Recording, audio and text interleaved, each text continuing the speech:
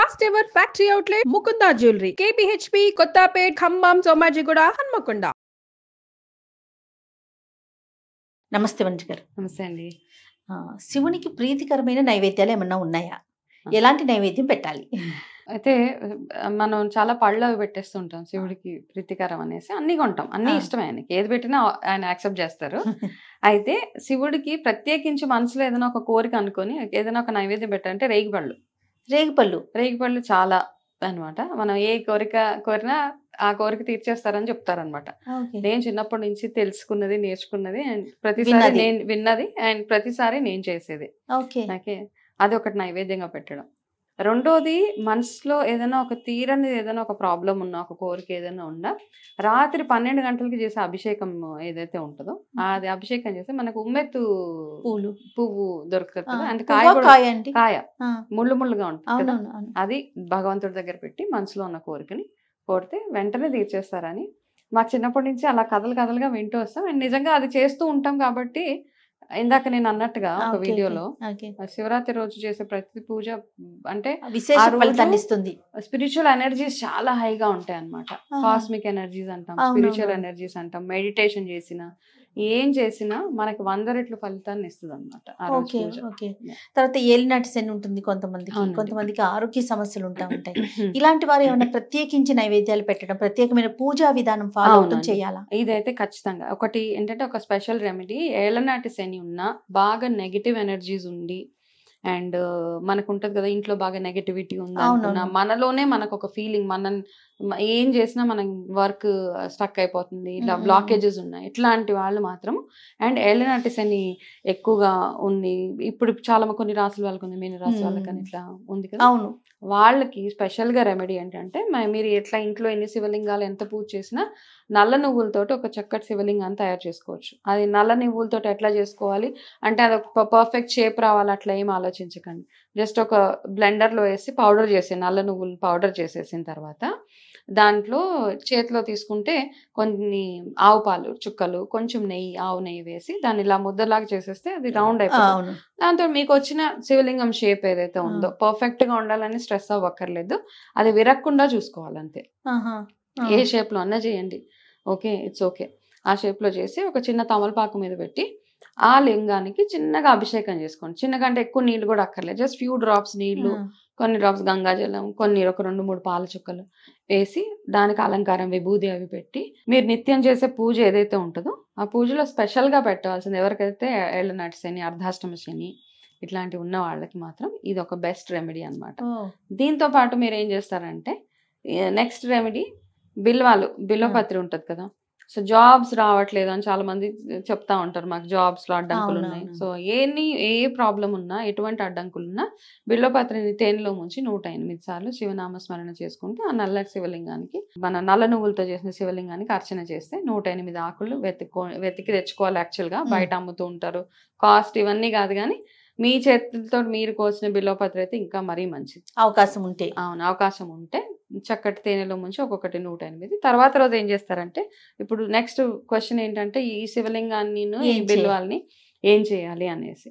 కాబట్టి ఏదైనా పారే నీళ్ళల్లో వాటిని తీసుకెళ్లి వేసేయాలి. పారే నీళ్లు ఆప్షన్ లేదు అన్నప్పుడు మీ ఇంట్లోనే ఒక బకెట్ లో వాటర్ లో వేసేసి ఏదైనా ఒక చెట్టు మొదట్లో వేసేస్తే సరిపోతుంది. కొంతమంది ఆరోగ్య సమస్యలతో ఇబ్బంది పడుతూ ఉంటారండి. అవునండి, అలాంటి వారికి ఏదన్నా రెమెడీ? ఆరోగ్య సమస్యలతో ఇబ్బంది పడుతున్న వాళ్ళు సేమ్ ఇప్పుడు చెప్పిన నల్ల నువ్వులతో, ఎందుకంటే ఆరోగ్య సమస్యలు ఎప్పుడు వస్తాయి, మనకి గ్రహాలు బాగోలేనప్పుడే ఎక్కువగా ఆరోగ్య సమస్యలు వస్తాయి. కాబట్టి వాళ్ళందరూ ఈ రెమెడీని చక్కగా ఫాలో అవ్వచ్చు. తర్వాత కొంతమందికి పెళ్లిళ్ళు కాక ఇబ్బందులు పడుతూ ఉంటారు, సంతానలేమి సమస్యతో ఉంటారు.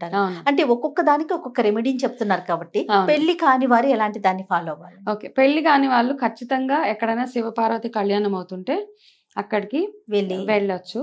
అక్కడ వెళ్ళి కళ్యాణం అయ్యే వరకు అక్కడ ఉండి అక్కడ ఉన్న అక్షంతలు ఏవైతే ఇస్తారో ఆ అక్షంతలు తెచ్చుకొని ప్రతిరోజు ఆ అక్షంతలు మీరు మీ పిల్లలకి వేయడమో లేకపోతే స్వయంగా మీరే ఎవరికైతే మ్యారేజ్ అవ్వలేదో వాళ్ళే వేసుకుంటే ఇది మాత్రం 100% షార్ట్గా ఎవరికైతే అవ్వట్లేదో వాళ్ళకి 3-4 monthsలో కళ్యాణం చేయించుకోవచ్చు కూడా. ఒకవేళ మీకు అవకాశం ఉంటే మీరే ఎక్కడైనా స్పాన్సర్ చేయొచ్చు, మీ ఇంట్లోనే చేసుకోవచ్చు పార్వతి కళ్యాణం, అట్లా చేసుకోవచ్చు.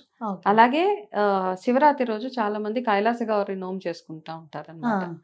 సో కైలాస గౌరి నోము గురించి మాట్లాడుకుంటే మా మదర్ ఇప్పుడు లేరు. బట్ ఆవిడకి పిల్లలకి అన్ని నోములు చేపిచ్చేయాలని అనమాట. ఆడవాళ్ళకి ఎన్ని వ్రతాలు, ఎన్ని నోములు ఉన్నాయో అవన్నీ చేపిచ్చేసారు మాతోటి. ఓకే. ఇంక్లూడింగ్ చిత్రగుప్తుడి నోము కూడా.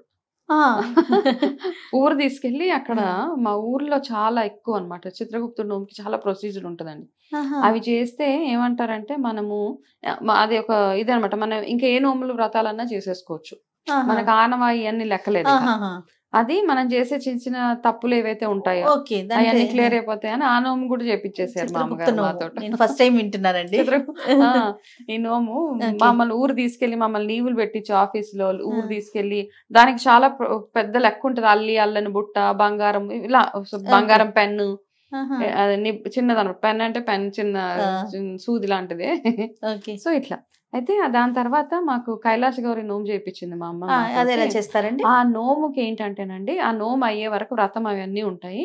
ఆడవాళ్ళు ఎవరైతే ముత్తైదువులు ఎవరైతే ఉన్నారో వాళ్ళు చేసుకోవచ్చు అనమాట. వాళ్ళకి హుహు. 5వ తనం బాగుండాలి, వాళ్ళ ఇల్లు మంచి సుఖ సంతోషాలతో ఉండాలి, ఇవన్నీ ఉంటాయి కదా మనకు వాళ్ళు చేసుకుంటే ఏంటంటే, నాకేమైందంటే ఆ రోజు జస్ట్ అంటే ఇది ఒక మిరాకిల్ అనుకోవచ్చు. దానికి మొత్తం ఉపవాసం ఉండి పూజ అయ్యే వరకు ఉపవాసం ఉండి మౌనవ్రతం. మాట్లాడకూడదు ఎవరితోటి. హుహు. ఆ పూజ కంప్లీట్ అయ్యేదాకా మాట్లాడరనమాట. అయితే ఆ పూజలో ఏంటంటే ప్రత్యేకత పసుపు కుంకాలు ఇస్తారు ఆడవాళ్ళకి. ఎట్లా ఇస్తారంటే మన దోసెలకి ఎంత పసుపు కుంకుమ వస్తే అంత పసుపు కుంకుమ వచ్చిన వాళ్ళకి ఇవ్వాలి. ముత్తైదువులకివ్వాలా? మనం ఎంత పసుపు కుంకుమ అక్కడ పెడతామో అదంతా మొత్తం అయిపోయేదాకా పంచాలవి. ఆహా! మా మదర్ ఏం చేశారంటే రాజమండ్రి వెళ్ళి అక్కడ ఫ్రెష్‌గా కుంకుమ అవన్నీ ఆర్గానిక్ కుంకుమ, దొరుకుతాయి. పసుపు పెద్ద పెద్ద టబ్బుల్లో తెచ్చేసారు ఆవిడ. ఓకే. తెచ్చి పెట్టాక ఏమైంది, మేమేమనుకున్నాం సాయంత్రం దాకా ఆప్షన్ ఉంటదనుకుంటే, నాకు సడెన్‌గా ఆ రోజు ఏదో ఆఫీస్ మీటింగ్. నాకు లీవ్ శాంక్షన్ కాలేదు. హాఫ్ డేనే శాంక్షన్ అయింది. నేను 1 గంటకి ఆఫీస్‌లో ఉండాలి. పూజ పొద్దున్నే మొదలుపెట్టాము. సో, పూజ అవుతుంది. నాకు ఆఫీస్ టెన్షన్. సో, ఈ పసుపు కుంకుమ మొత్తం అవ్వాల అక్కడ. ఆ! అయితేనే కదలాలి. ఆ! అంటే మా ప్రొసీజర్ చెప్తున్నాను. ఆ! దీనికి ఏదైనా ప్రొసీజర్ ఉంటే ఎవరైనా ఒక జస్ట్ చెప్పొచ్చు స్పెషల్‌గా. ఓకే. బట్ అక్కడి నుంచి కదలాలి. తినకూడదు, మంచినీళ్ళు తాగకూడదు, మాట్లాడకూడదు. మాట్లాడకూడదు. ఇంకా కూర్చుంటే పూజారి గారు ఉన్నారు. "అమ్మ మీరు ఇవ్వండి, ఇవ్వండి." 11 అక్కడ ఉన్నారు. ఒక 20 మంది ఉన్నారు మా ఇంట్లో వాళ్ళంతా. హ్మ్. వాళ్ళకి ఇస్తూ ఉంటే నేను ఇంకా అప్పుడు భగవంతుడికి మనస్ఫూర్తిగా అది చాలా ఇంపార్టెంట్ మీటింగ్. ఆ మీటింగ్ ఎళ్ళకపోతే నా పని నేనే కండక్ట్ చేయాల్సిన మీటింగ్. ఓకే.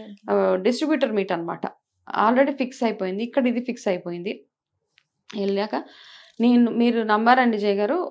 ఎంత అప్పుడు మనస్ఫూర్తిగా దండం పెట్టుకున్నా. ఇంత ఇవన్నీ ఇక్కడున్నాయి. ఎప్పుడు పంచుతాను? ఇప్పుడు ఎప్పుడవుతది అంటే, ఆ రోజు ఏమైంది టెంపుల్‌లో ఏదో ఒకళ్ళెళ్లి ఇక్కడి నుంచి పసుపు కుంకుమ తీసుకెళ్ళి గుడిలో ఉంటే, గుడిలో చెప్పారనమాట. ఆ గుడిలో అక్కడ కూర్చొని లలిత సహస్రనామాలు చేస్తున్నారు. ఓహ్! వాళ్ళు అడిగారు, ఈ పసుపు కుంకుమ అంటే అక్కడ వాళ్ళ ఇంట్లో అవుతుంది అంటే, మనం పిలవకపోయినా ఆ! 115 మందొచ్చారండి ఇంటికి. అబ్బా! మా ఇంటి బయట ఇట్లా చెప్పులు ఇలా ఆ! వాళ్ళందరివి అందరూ ముత్తైదువులే. అబ్బా! 115 మంది వచ్చి అక్కడ మొత్తం అయిపోయిందన్నమాట నాకు. ఎంత సంతోషం అంటే యాక్చువల్‌గా ఇదొక నిజంగా పర్సనల్ ఎక్స్‌పీరియన్స్ పర్సనల్ ఎక్స్‌పీరియన్స్. అది. ఓకే. ఇలా మిరాకిల్ నాకు యాక్చువల్లీ వాళ్ళెవరో తెలీదు. అంటే ఇక్కడ చెప్పేదేంటంటే, మనం పేరెంటల్ ఆళ్ళు నన్ను పిలవలేదు, ఎందుకెళ్ళాలి ఇట్లా అనుకుంటాం. బట్ ఇట్లాంటి పూజలు అవుతున్నప్పుడు, ఇట్లాంటి నోములు అవి అవుతున్నప్పుడు జస్ట్ వాక్ ఇన్ అంతే. అంతే. వాళ్ళకి గూడా ఆనందం యాక్చువల్‌గా. ఆ! పిలవని పేరెంటానికి వెళ్ళకూడదు. ఇవన్నీ వేరే విషయాలండి. మామూలుగా ఏంటంటే ఇలా పూజలు అవుతున్న స్పెషల్ పూజలు ఎవరైనా ముత్తైదువులు చేసుకుంటూ ఉన్నప్పుడు, మనం వెళ్తే వాళ్ళకి ఎక్కడ లేని ఆనందం ఉంటది. ఏంటంటే మనం గూడా పసుబొట్టు తీసుకోవాలి. అవును. నాకు ఆ రోజు కలిగిన ఆనందం అంతా ఇంత కాదు. ఓకే. ఓకే. ఒక్క హాఫ్ అన్ అవర్‌లో కంప్లీట్ అయిపోయిందండి. ఆ! మొత్తం అంతా అయిపోయాక ఎంత ఆనందంగా. సో మీ పర్సనల్ ఎక్స్‌పీరియన్స్ అది. సో, మనస్ఫూర్తిగా మనం ఏదైనా అనుకుంటే డెఫినెట్‌గా అవును. అదంటే ఏదో అంటారు చూడండి, ఎవరికీ హాని కలగకుండా, అవును. ఎవరికీ యాహ్! ఇబ్బంది లేనిది కోరుకుంటే నేచర్ కోఆపరేట్ చేస్తది. అంతేనండి. ఆయన సపోర్ట్ కూడా నిజంగా ఉంటుంది అంటే అదొక మనకి. బ్లెస్సింగ్ గదా! నేను మరి చేసిన పూజ ఫలించింది అనడానికి అదొక ఇండికేషన్ ఓకే. అన్నమాట. ఇలాంటి పూజలు కూడా ఆ శివరాత్రి ఆ రోజు రోజు చేయొచ్చు. చేసుకోవచ్చు. కైలాస గౌరి నోములు, వ్రతాలు ఎవరికైతే ఆనవ ఉందో అవన్నీ చేసుకోవచ్చు.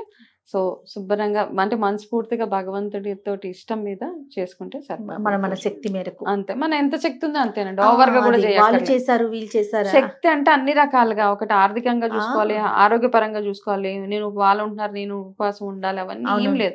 మీకు ఎంత శక్తి అనుసారం అంతే. ఎంత చేయగలుగుతారో అంత మాత్రమే చేయాలి. రైట్ అండి. చాలా సంతోషం. నమస్తే. నమస్తే అండి.